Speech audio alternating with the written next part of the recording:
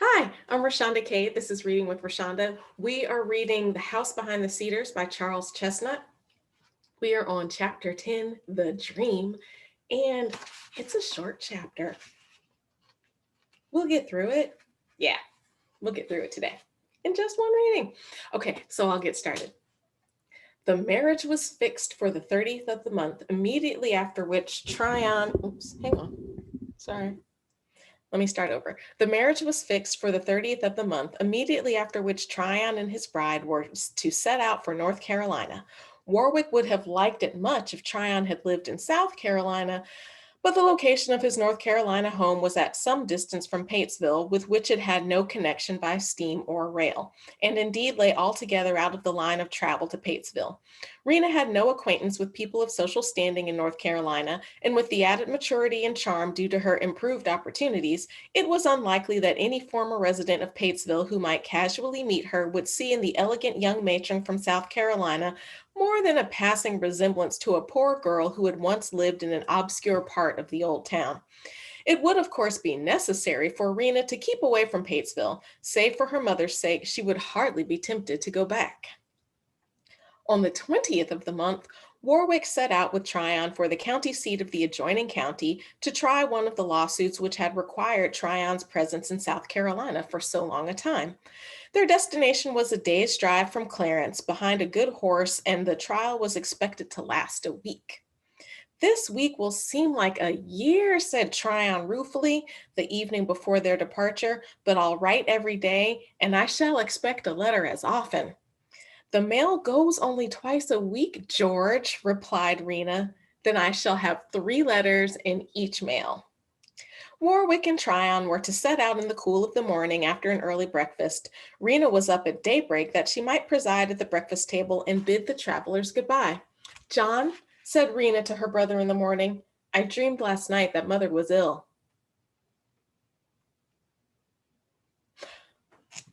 Mmm. Dreams, you know, Rena, answered Warwick lightly, go by contraries. Yours undoubtedly signifies that our mother, God bless her simple soul, is at the present moment enjoying her usual perfect health. She was never sick in her life. For a few months after leaving Patesville with her brother, Rena had suffered tortures of homesickness. Those who have felt it know the pang. The severance of old ties had been abrupt and complete.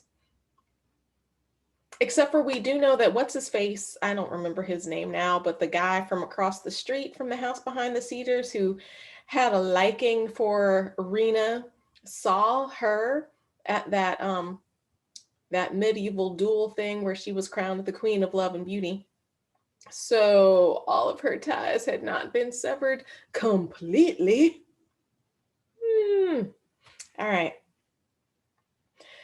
At the school where her brother had taken her, there had been nothing to relieve the strangeness of her surroundings. No schoolmate from her own town, no relative or friend of the family nearby. Even the compensation of human sympathy was in a measure denied her, for Rena was too fresh from her prison house to doubt that sympathy would fail before the revelation of the secret the consciousness of which oppressed her at the time was like a nightmare. Wow, her prison house. She was living at home with her mother. They were poor, and I'm not saying anybody wants to be poor, but there was love. Um, is that a prison? I mean, okay, maybe. Maybe it was. Maybe she was imprisoned by her race and her lack of opportunities. I'm not here to judge, but wow, that just sounded so harsh to me. It was not strange that Rena, thus isolated, should have been prostrated by homesickness for several weeks after leaving Patesville.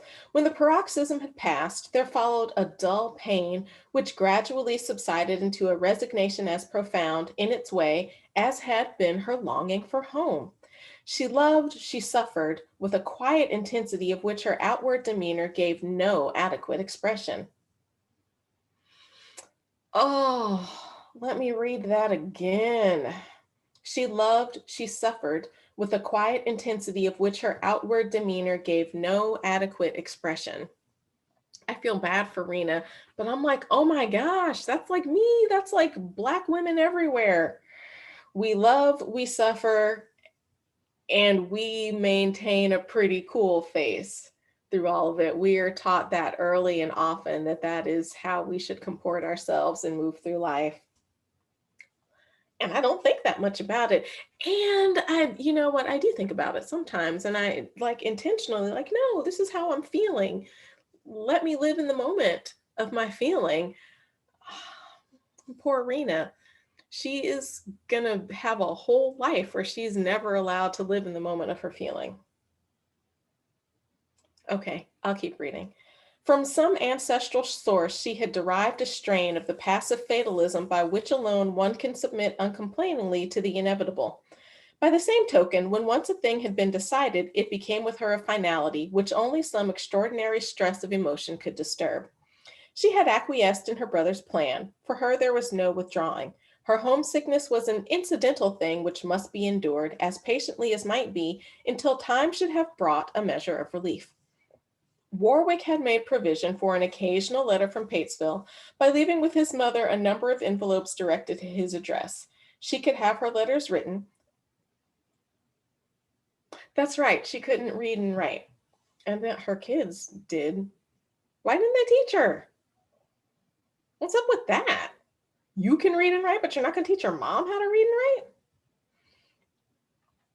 All right. She could have her letters written, enclose them in these envelopes, and deposit them in the post office with her own hand. Thus, the place of Warwick's residence would remain within her own knowledge, and his secret would not be placed at the mercy of any wandering Patesvillian. I'm sorry, it just made me think of Whoville. Any wandering Patesvillian who might perchance go to that part of South Carolina. By this simple means, yeah, we'll finish. By this simple means, Rita had kept as closely in touch with her mother as Warwick had considered prudent. Any closer intercourse was not consistent with their present station in life. So Warwick steals her from her mom. I mean, she went willingly. He shuffles her off to school and is like, you can only have so much interaction with our mother. I get it. I get it. I do. I get it. You are passing and you have to break ties with your previous life. I get it. But Rena didn't orchestrate any of this. She is I'm upset at the male interlocution in her life. She was living with her mom, missing her brother, but understood that he was gone and wasn't going to see him again. And they were living life, doing whatever it is they do without the oppressive gaze of a man. And then in waltzes Warwick, I'm going to make all these great, wonderful things happen for you, but you will also be eternally under my thumb. And if you aren't under my thumb, I'm going to select some other man whose thumb you can be under.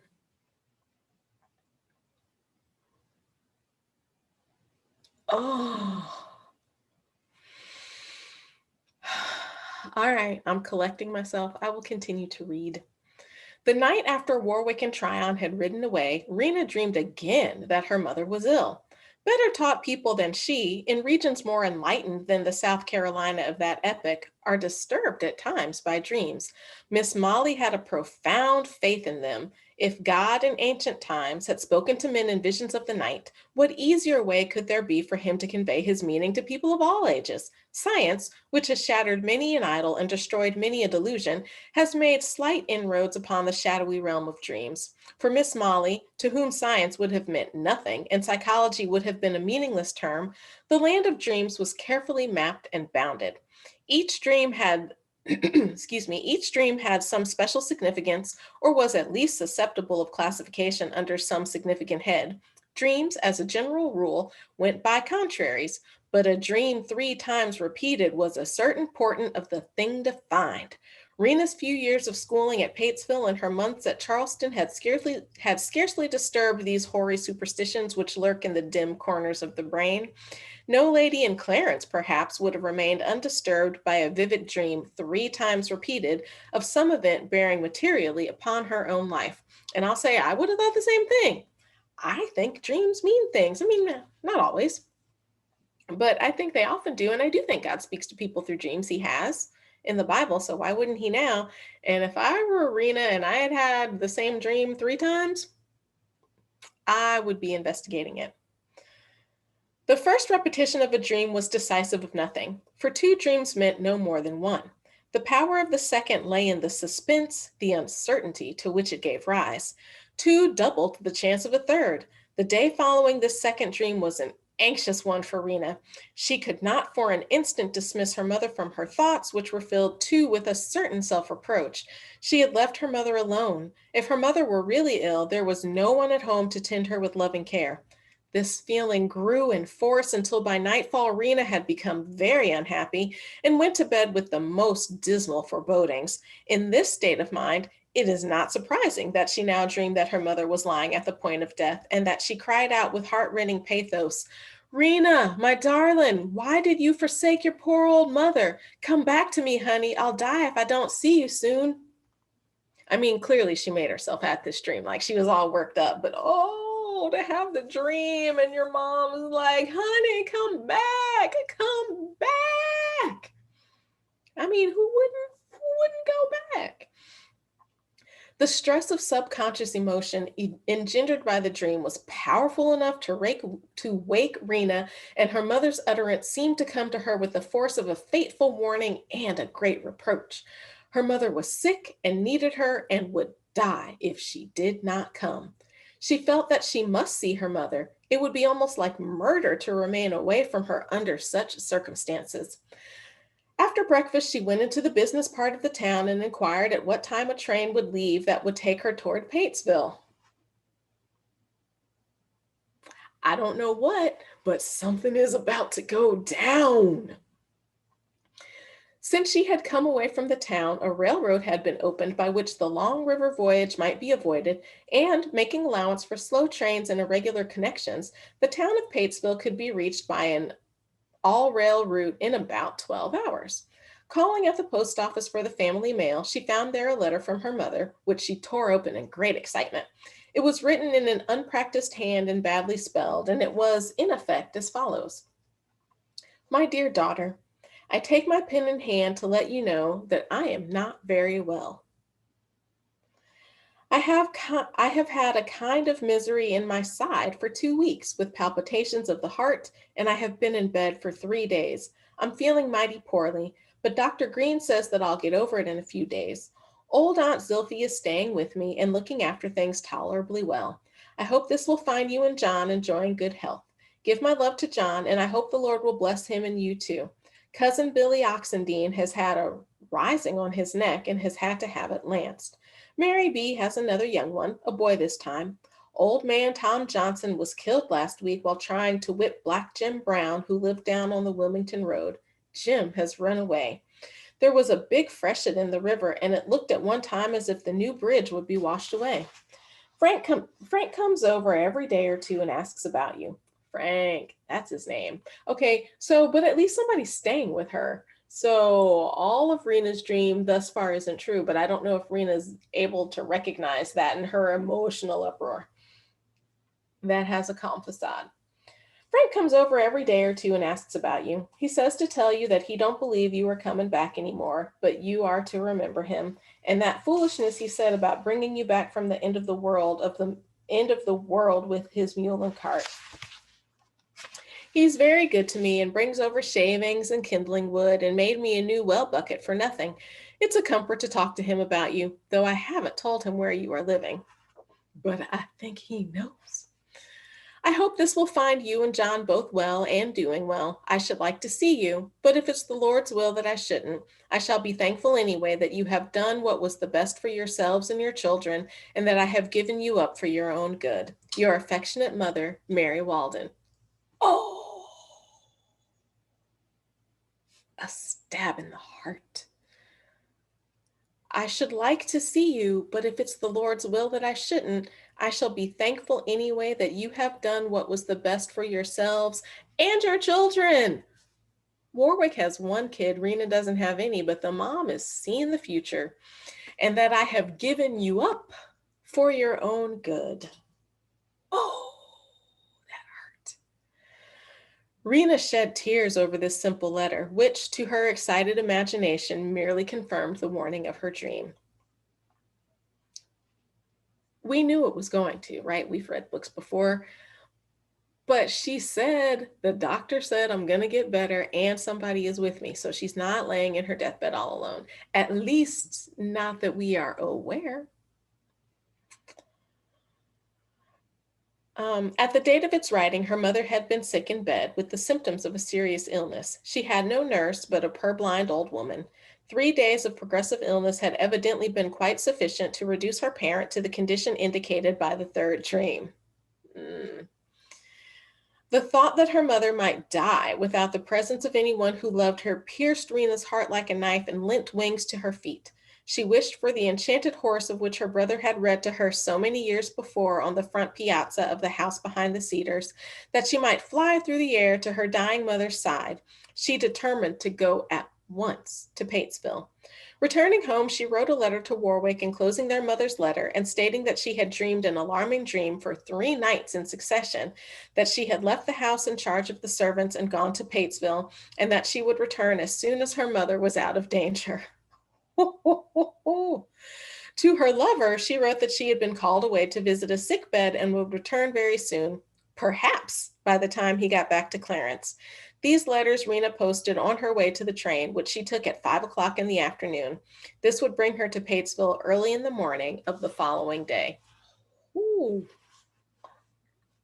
And what's going to happen next? I don't know, but I'm excited. So that was chapter 10 of House Behind the Cedars by Charles Chesnutt. I'm Rashonda Cade, and this is Reading with Rashonda.